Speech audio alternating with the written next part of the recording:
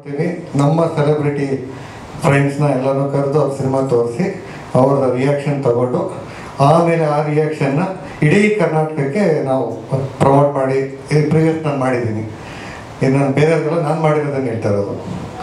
So ಈ ಸಲ ಏನು ಅಂತಂದರೆ ಪ್ರೇಕ್ಷಕರು ಫಸ್ಟ್ ನೋಡಲಿ, ಆಮೇಲೆ ಉಳಿದವ್ರು ನೋಡಲಿ ಅಂತ. ಅಂದರೆ ಯಾರು ಹರ್ಟ್ ಆಗೋಂಥದ್ದಲ್ಲ. ಯಾಕಂದರೆ ಸಿನಿಮಾ ಬದುಕಿರೋದೇ ಪ್ರೇಕ್ಷಕರಿಂದ. ಪ್ರೇಕ್ಷಕರಿದ್ರೇ ಸಿನಿಮಾ ಇರುತ್ತೆ. ಸಿನಿಮಾ ಮೇಕರ್ಸು ಮತ್ತು ಪ್ರೇಕ್ಷಕರು ಒಂದು ಗಾಡಿಗೆ 2 ಚಕ್ರಗಳಿದ್ದಂಗೆ. ಅವೆರಡು ಒಂದು ಈಕ್ವಲ್ ಆಗಿ ಹೋದರೆ ಮಾತ್ರ ಸಿನಿಮಾ ಚಿತ್ರರಂಗ ಮುಂದಕ್ಕೆ ಭವಿಷ್ಯ ಅಂತ ನೋಡ್ಬೋದು. ಒಂದು ವೀಲ್ ಸೈಡ್ ಹೊಟ್ಟೋದ್ರೆ ಇನ್ನೊಂದು ಗಾಡಿ ಇಡೀ ಬಾಡಿ ಅಲ್ಲೇ ಉಳ್ಕೋಬೇಕಾಗತ್ತೆ, ಇಲ್ಲಾಂದರೆ ಅದು ದಿಕ್ಕು ದಿಸೆ ಇದ್ದರೆ ಹೋಗ್ಬಿಡುತ್ತೆ ಅಂತ.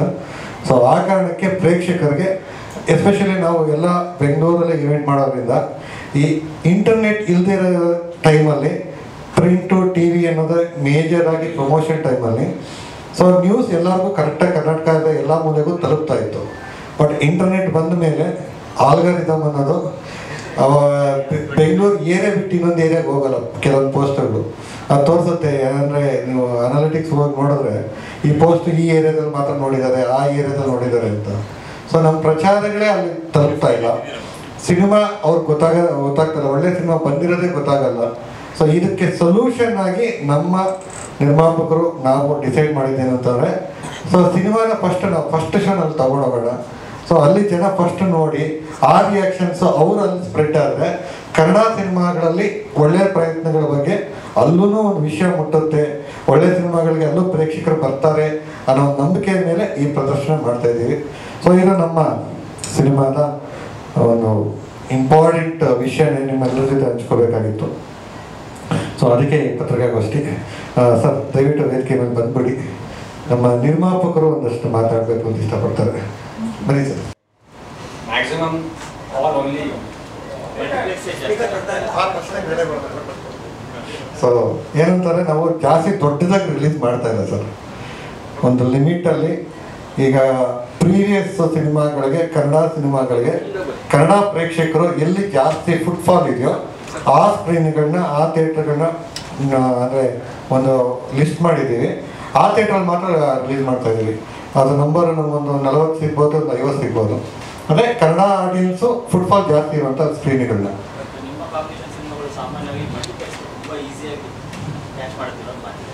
ಅಲ್ಲ ಇಲ್ಲ ಸರ್, ಆ ಥರದ್ದೇನಿಲ್ಲ. ನಮ್ಮ ಮೊದಲನೇ ಸಿನಿಮಾ ಚಿತ್ರದುರ್ಗ, ರಾಯಚೂರಿಂದ ಹಿಡಿದು ಗುಲ್ಬರ್ಗಾದಿಂದ ಹಿಡಿದು ಬೆಳಗಾವಿಯಲ್ಲಿ ನಮ್ಮ ಸಿನಿಮಾ 40 ದಿವಸ ಓಡಿದೆ ಅನ್ನೋದು ನಮ್ಮಿಬ್ಬರ ಕಾಂಬಿನೇಷನ್ ಹೆಮ್ಮೆ. ಆ್ಯಕ್ಟ್ 1978.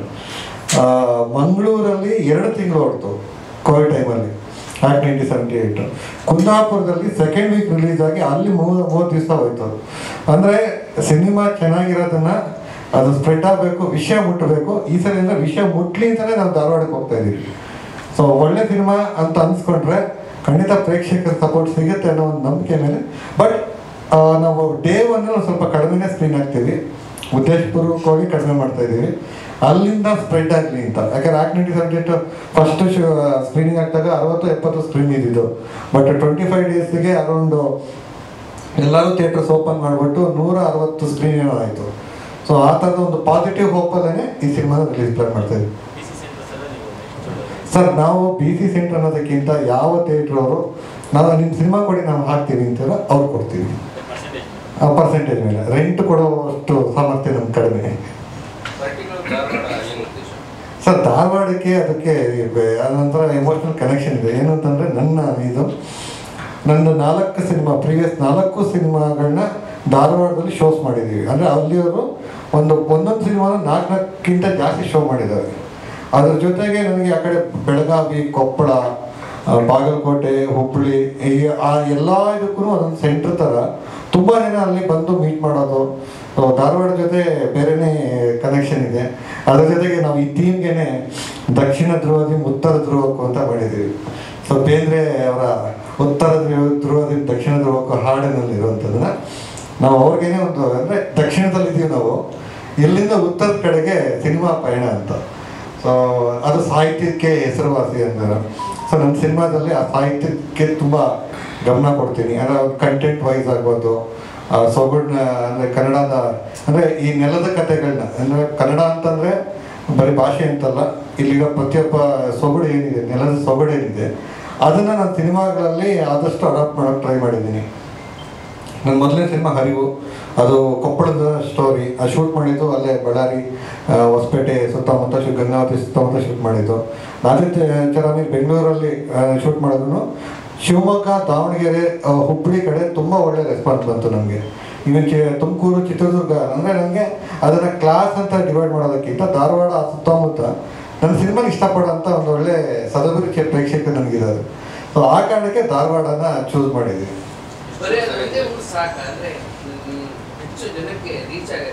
ಇಲ್ಲ ಅಂದರೆ ನಾವು ಅದೊಂದು ಸಿಂಪಾಲಿಕ್ ಆಗಿ ಮಾಡ್ತಾ ಇದೀವಿ ಸರ್.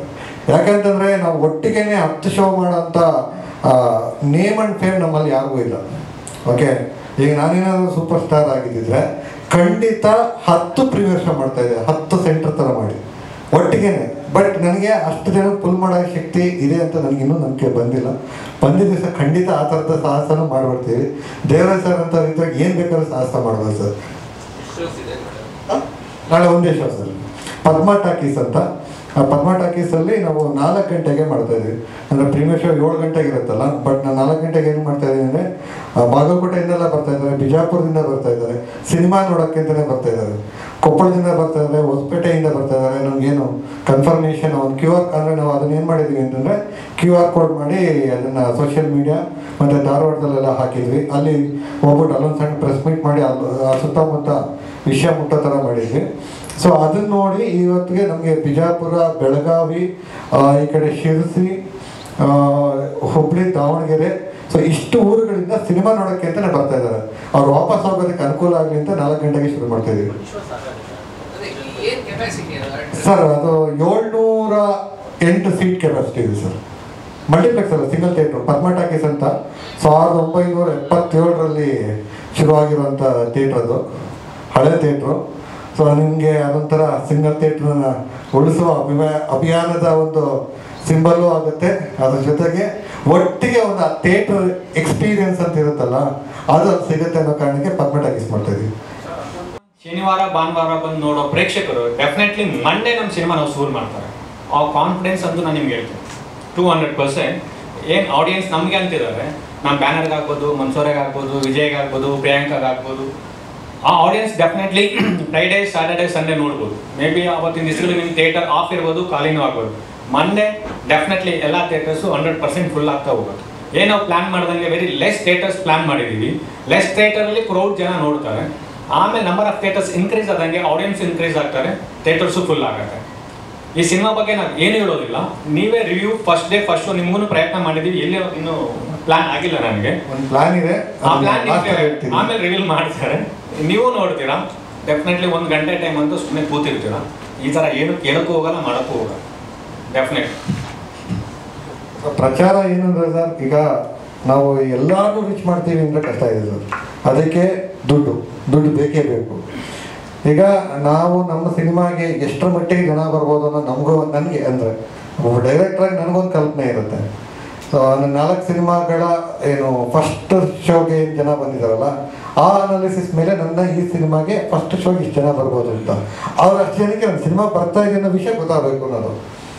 ಅವ್ರು ನೋಡ್ಕೊಂಡೋಗಿ ಅವ್ರ ಸರ್ಕಲ್ಗಳಲ್ಲಿ ಅವ್ರ ಜನ ಮಾತಾಡಿದ್ರೆ, ಅಂದರೆ ಅದು ಆನೆಸ್ಟ್ ಒಪಿನಿಯನ್ನ ಸ್ಪ್ರೆಡ್ ಆದರೆ ಮಾತ್ರ ಸಿನಿಮಾ ಗೆಲ್ಲಬೇಕು ಅನ್ನೋದು ನಮ್ದು ಅದೇ. ಅಂದರೆ ನಾವು ಡಿಗ್ರೇಷನಿಂದ ಇಲ್ಲಿವರೆಗೂ ಸರ್ ಜೊತೆ ನನ್ನ 3ನೇ ಸಿನಿಮಾ, ಡಿಗ್ರೇಷನಲ್ಲಿ 5 ಸಿನಿಮಾ ಮಾಡಿದ್ದಾರೆ. ಅವ್ರ ಮೊದಲನೇ ಸಿನಿಮಾಕ್ಕೆ ಜಾಸ್ತಿನೇ ಪ್ರಚಾರ ಖರ್ಚು ಮಾಡಿದ್ದಾರೆ, ನಿಯರ್ಲಿ 5 ಕೋಟಿ ಸರ್, 5 ಕೋಟಿ ಅವ್ರು ಪ್ರಚಾರ ಮಾಡಿದ್ದಾರೆ. ಅದಾದಮೇಲೆ ಅವ್ರದ್ದು ಬೇರೆಯೇ ಎಕ್ಸ್ಪೀರಿಯೆನ್ಸು. ಅದಾದಮೇಲೆ ನಾವು ಪ್ರಚಾರನ ಹಾನೆಸ್ಟಾಗಿ ಇಲ್ಲೋಣ, ನಾವು ಎಷ್ಟಾಗುತ್ತೆ ಅಷ್ಟು ಮಾಡೋಣ. ಜನ ಮಾತಾಡಿ ಥಿಯೇಟ್ರಿಗೆ ಬಂದರೆ ನಮ್ಗೆ ಅದು ಖುಷಿ ಆಗುತ್ತೆ. ನಾವು ಅವ್ರಿಗೆ ಸುಳ್ಳು ಹೇಳೋದು ಬೇಡ ಅಂತ, ಬೇಸಿಕಲಿ ಹೇಳಂತಂದರೆ ಪ್ರಚಾರನ ಹೆಸರಲ್ಲಿ ಸುಳ್ಳು ಹೇಳೋದು ಬೇಡ ಅನ್ನೋದು ನಮ್ಮ ದೇವರಾಜ್ ಸರ್ದು ನನ್ನ ಒಪಿನಿಯನು. ಸೊ ಅದನ್ನು ಮೇಂಟೈನ್ ಮಾಡ್ತಾ ಇದ್ದೀವಿ ಅಷ್ಟೇ. ಕನ್ನಡ ಸಿನಿಮಾ ಪ್ರೇಕ್ಷಕರು ಸರ್ ಕ್ಲಿಯರ್ ಕಟ್ ಆಗಿದ್ದೀವಿ, ಯಾವುದೇ ಡೌಟ್ ಇಟ್ಕೊಂಡಿಲ್ಲ. ಅವ್ರು ಕ್ಲಾಸ್ ಆಗ್ಬೋದು, ಮಾಸ್ ಆಗ್ಬೋದು, ಒಂದು ಒಳ್ಳೆ ಕನ್ನಡ ಸಿನಿಮಾ ನೋಡ್ತೀನಿ, ನನಗೆ ಕನ್ನಡ ಸಿನಿಮಾ ಇಷ್ಟ ಅನ್ನೋ ಪ್ರತಿಯೊಬ್ಬ ಕನ್ನಡ ಸಿನಿಮಾ ಪ್ರೇಕ್ಷಕರಿಗೂ ಈ ಸಿನಿಮಾ ಸರ್. ಅಷ್ಟೇ ಕಾತರದಿಂದ ಕಾಯ್ತಾ ಇದ್ದೀನಿ ಸಿನಿಮಾ ನೋಡೋದಕ್ಕೆ. ಡಬ್ಬಿಂಗಲ್ಲಿ ಅಫ್ಕೋರ್ಸ್ ನಾವು ನೋಡಿದ್ವಿ, ಬಟ್ ಫುಲ್ ಫ್ಲೆಡ್ಜಾಗಿ ನೋಡೋಕ್ಕಾಗಿದ್ದಿಲ್ಲ ವಿತ್ ದ ಮ್ಯೂಸಿಕ್.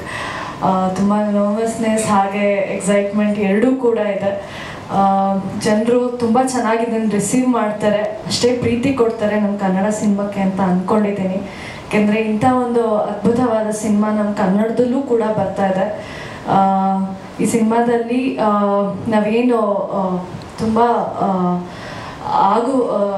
ಕಮರ್ಷಿಯಲ್ ಮೂವೀಸಲ್ಲಿ ನೋಡೋ ಥರ ಏನು cinema I mean love story ನೋಡ್ತೀವೋ ಅದಕ್ಕೆ ಕಂಪ್ಲೀಟ್ಲಿ ಆಪೋಸಿಟ್ ಆಗಿ ಒಂದು ಪ್ರತಿಯೊಬ್ಬರು ರಿಯಲ್ ಲೈಫಲ್ಲಿ ನಡೆಯೋವಂಥ ಒಂದು ಸ್ಟೋರಿ ಇಟ್ಕೊಂಡು ಒಬ್ಬೊಬ್ರಿಗೂ ಅದು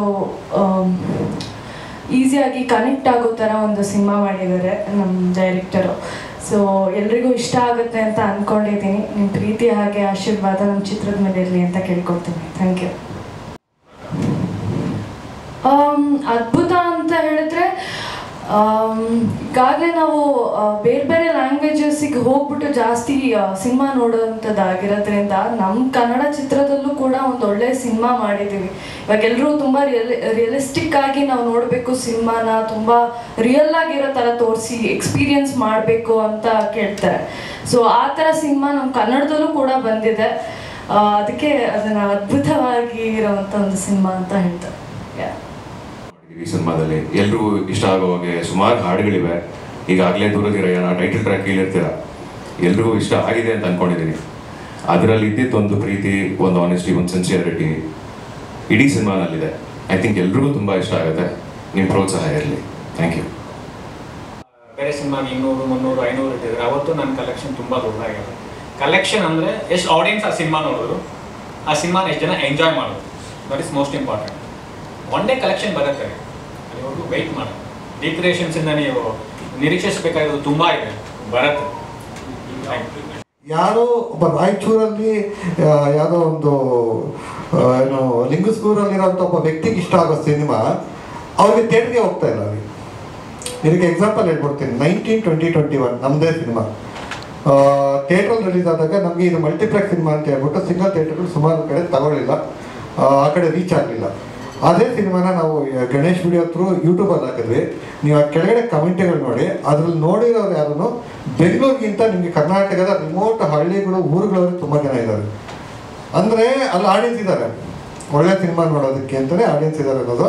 ನನ್ನ 2 ಸಿನಿಮಾಗಳು ನಾನು ಅದಕ್ಕೇ ನಾವು ಅದನ್ನು ಯೂಟ್ಯೂಬ್ ಕೊಟ್ಟಾಗ ನಾನು ಅವತ್ತು ರಿಕ್ವೆಸ್ಟ್ ಮಾಡ್ಕೊಂಡು ಆದಷ್ಟು ಬೇಗ ಇರ್ತದೆ ಯೂಟ್ಯೂಬ್ ಹಾಕಿ ಅಂತ ಆ ಕಮೆಂಟ್ಗಳು ಚೆಕ್ ಮಾಡ್ತಾ ಬರ್ತಾ ಇದ್ದೀನಿ.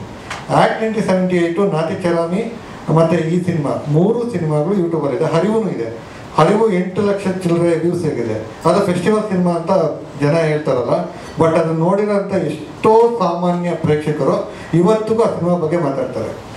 ಸೊ ನಾನು ಮಾಡಿರೋದೆಲ್ಲನೂ ಫೆಸ್ಟಿವಲ್ ಅವಾರ್ಡ್ ಅಂತ ಸಿನಿಮಾನ ಒಬ್ಬ ಸಾಮಾನ್ಯ ಮನುಷ್ಯ ಅಂದರೆ ಯಾವುದೇ ರೀತಿಯ ಸಿನಿಮಾದ ಇದು ಏನು ಫೆಸ್ಟಿವಲ್ ಸಿನಿಮಾ ಜಗತ್ತಿನ ಥಿಯರಿ ಇಸಮ್ಗಳು ಏನೂ ಗೊತ್ತಿಲ್ಲದಂಥ ಒಬ್ಬ ಪ್ರೇಕ್ಷಕ ಇಷ್ಟಪಡ್ತಾ ಇದ್ದಾರೆ ಅಂತಂದರೆ ನಾವು ಅವ್ರಿಗೆ ಥಿಯೇಟ್ರಲ್ಲಿ ಸಿನಿಮಾಗೆ ತೋರಿಸೋ ಪ್ರಯತ್ನನ ಇಲ್ಲಿಂದ ಶುರು ಮಾಡ್ತಾ ಇದ್ದೀವಿ. ನಾವು ಒಂದೊಂದು ಸ್ಟೆಪ್ ಮುಂದಕ್ಕೆ ಹೋಗೋಣ ಅಂತ. ಒಂದೇ ಸರ್ತಿ ಕರ್ನಾಟಕದ 10 ಥಿಯೇಟ್ರಲ್ಲಿ ಹಾಕೋ ಕೆಪಾಸಿಟಿ ನಮಗಿಲ್ಲ. ಆದರೆ ಒಂದು ದಿವಸ ಬರುತ್ತೆ. ಯಾವಾಗ ಬರುತ್ತೆ ಅಂದರೆ ನಾವು ಫಸ್ಟ್ ನಾವು ಒಂದು ಬ್ರ್ಯಾಂಡ್ ಆಗಬೇಕು, ಅವ್ರು ರೀಚ್ ಮಾಡಬೇಕು, ಅವತ್ತಾಗ್ತೀವಿ. ಕೆಲವೊಂದು ಸೀನ್ಗಳಿಂದ ರೀಚ್ ಆಗ್ತದೆ. ಈ ಸಿನಿಮಾದಲ್ಲಿ ಅಂತ ಸ್ಪೆಷಲ್ ಏನಿದೆ ನಮ್ಮ ಕಥೆ ರಿವೀಲ್ ಮಾಡಿ ಅಂತ ಹೇಳ್ತಿಲ್ಲ, ಈ ಸೀನ್ ಮಿಸ್ ಮಾಡ್ಕೋಬೇಡಿ ಅಂತ. ಸರ್ ಈಗ ಏನಾಗುತ್ತೆ ಗೊತ್ತಾ, ದೂರತಿರಾಯನ ಒಂದು ಲೈಫ್ ಅಲ್ಲೇ ನಡೆಯುವಂಥ ಒಂದು ಎಕ್ಸ್ಪೀರಿಯನ್ಸ್ನ ನಿಮಗೆ ಕನೆಕ್ಟ್ ಮಾಡೋಂಥ ಸಿನಿಮಾ. ಇದನ್ನು ನಾನು ನಿಮಗೆ ಈ ಸೀನ್ ಇಷ್ಟ ಆಗುತ್ತೆ ಅಂತ ಹೇಳಕ್ಕೆ ಬರಲ್ಲ. ಯಾಕಂತಾರೆ ನಾನು ನೋಡಿರೋ ಲೈಫ್ ಬೇರೆ, ನೀವು ನೋಡಿರೋ ಲೈಫ್ ಬೇರೆ. ಓಕೆ, ನಿಮ್ಮ ಲೈಫ್ ಎಕ್ಸ್ಪೀರಿಯನ್ಸ್ ಬೇರೆ ಇರುತ್ತೆ, ನನ್ನ ಲೈಫ್ ಎಕ್ಸ್ಪೀರಿಯನ್ಸ್ ಬೇರೆ ಇರುತ್ತೆ, ಪ್ರಿಯಾಂಕಾ ಅವ್ರು ಬೇರೆ ಇರುತ್ತೆ, ದೇವರಾಜ್ ಸರ್ ಬೇರೆ ಇರುತ್ತೆ. ಬಟ್ ಎಲ್ಲರಿಗೂ ಕನೆಕ್ಟ್ ಆಗುವಂಥ ಕೆಲವೊಂದು ಪಾಯಿಂಟ್ಸ್ ಇರುತ್ತೆ. ನಮ್ಮ ಸಿನಿಮಾದಲ್ಲಿ ಆ ಥರದನ್ನು ಅಲ್ಲಲ್ಲಿ ನಾವು ಕಟ್ಟಿದ್ದೀವಿ. ನನ್ನ ಸಿನಿಮಾ ಪ್ರತಿ ಸಿನಿಮಾದಲ್ಲೂ ಆ ಥರದ್ದೇನೋ ಒಂದು ತಲಾಟೆ ಕೆಲಸ ಮಾಡಿರ್ತೀನಿ. ಸೊ ಈ ಸಿನಿಮಾದಲ್ಲೂ ಆ ಥರದ ಲೇಯರ್ಸ್ ಇದ್ದಾವೆ. ಇದು ಲೇಯರ್ಸು ನನ್ನ ಸಿನಿಮಾದಲ್ಲಿ ಯಾವುದೋ ಒಂದು ಹಾಡು ಚೇತನ್ ಸರ್ಗೆ ಇಷ್ಟ ಆಗ್ಬೋದು, ಇಲ್ಲಾಂದರೆ ನಿಮ್ಗೆ ಇನ್ಯಾವುದೋ ಒಂದು ಸೀನ್ ಇಷ್ಟ ಆಗ್ಬೋದು, ಇಲ್ಲ ನೀವು ಹುಡುಗಿ ಜೊತೆ ಮಾತಾಡಿದ್ರೆ ಇನ್ಯಾವುದೋ ಒಂದು ಸಂಭಾಷಣೆ ಇಷ್ಟ ಆಗ್ಬೋದು. ಸೊ ಪ್ರತಿಯೊಬ್ಬರಿಗೂ ಕನೆಕ್ಟ್ ಆಗುವಂಥ ಒಂದಲ್ಲ ಒಂದು ಪಾಯಿಂಟ್. ಯಾಕಂತಂದರೆ ಈ ಸಿನಿಮಾದಲ್ಲಿರೋ ಸಬ್ಜೆಕ್ಟ್ ಬಂದ್ಬಿಟ್ಟು ಲವ್. ಅದು ಯೂನಿವರ್ಸಲ್ ಸರ್. ಲವ್ ಅನ್ನೋದಕ್ಕೆ ಜಗತ್ತಲ್ಲಿ ಯಾವ ಹಳ್ಳಿಗೆ ಹೋದ್ರೂ ಈ ಲವ್ ಅನ್ನೋದು ಒಂದೇ. ಪ್ರೀತಿ ಅಂದರೆ ಒಂದೇ. ಅದು ಪ್ರೀತಿನೇ. ಆ ಪ್ರೀತಿಗೆ ಬೇರೆ ಬೇರೆ ಇದೆ. ಅದು ತಾಯಿ ಮಗು ಪ್ರೀತಿ ಆಗ್ಬೋದು, ಏನು ಅಣ್ಣ ತಮ್ಮನ ಪ್ರೀತಿ ಆಗ್ಬೋದು, ಅಕ್ಕ ತಂಗಿದಾಗ್ಬೋದು, ಫ್ರೆಂಡ್ಸ್ ಆಗ್ಬೋದು, ಪ್ರೀತಿ ಬೇರೆ, ಪ್ರೀತಿ. ಸೊ ಆ ಯೂನಿವರ್ಸಲ್ ಲ್ಯಾಂಗ್ವೇಜ್ ಈ ಸಿನಿಮಾದಲ್ಲಿದೆ. ಸೊ ಆ ಯೂನಿವರ್ಸಲ್ ಲ್ಯಾಂಗ್ವೇಜಲ್ಲಿರುವಂಥ ಒಂದು ಸಿನಿಮಾದ ಒಂದು ವಿಷಯ ಯಾವುದೇ ಆಗಿರ್ಬೋದು, ಅದು ಎಂಥದೇ ಆಗಿರ್ಬೋದು, ಅದು ನಾನು ಹೇಳೋಕ್ಕೆ ಬರಲ್ಲ. ಒಬ್ಬೊಬ್ಬರ ಎಕ್ಸ್ಪೀರಿಯನ್ಸ್ ಒಂದಿರುತ್ತೆ, ಅದು ಯಾವುದೋ ಒಂದು ಕನೆಕ್ಟ್ ಆಗಿ ಒಟ್ಟು ನೀವು ಬಂದರೆ ಒಂದು ಕನೆಕ್ಟ್ ಆಗಿ ನಿಮಗೆ ಸಿನಿಮಾ ಥಿಯೇಟ್ರಿಂದ ಆಚೆ ಹೋದ್ಮೇಲೆ ಸಿನಿಮಾ ನಿಮ್ಮ ತಲೆಯಲ್ಲಿ ಅಟ್ಲೀಸ್ಟ್ ಒಂದು 3 hours ಆದರೂ ಓಡುತ್ತೆ ಅನ್ನೋ ಗ್ಯಾರಂಟಿ ನಂದು.